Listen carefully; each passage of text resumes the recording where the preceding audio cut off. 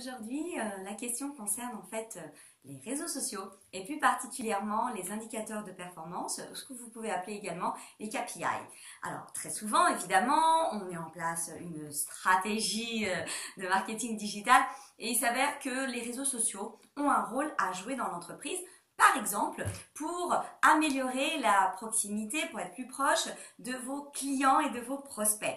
Donc, l'étape d'après, ce sera de fixer les indicateurs de performance qui vont réellement traduire l'efficacité de vos actions pour la proximité.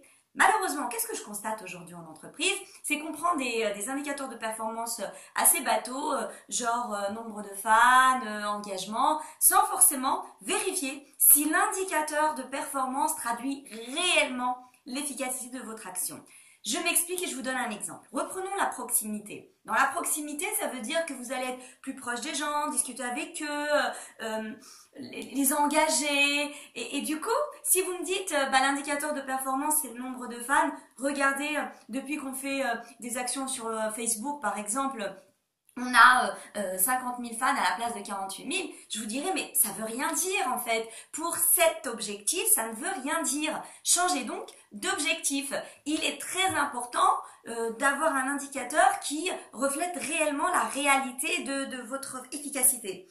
Pour la proximité, ce serait plutôt, dans ce cas-ci, l'engagement, le nombre de commentaires, la sémantique utilisée dans les commentaires, mais sûrement pas le nombre de fans. Contrairement à, par exemple, la notoriété ou la visibilité, moi j'aimerais que tout le monde sache que j'existe. Et bien là, on sera sur l'indicateur de performance du nombre de fans.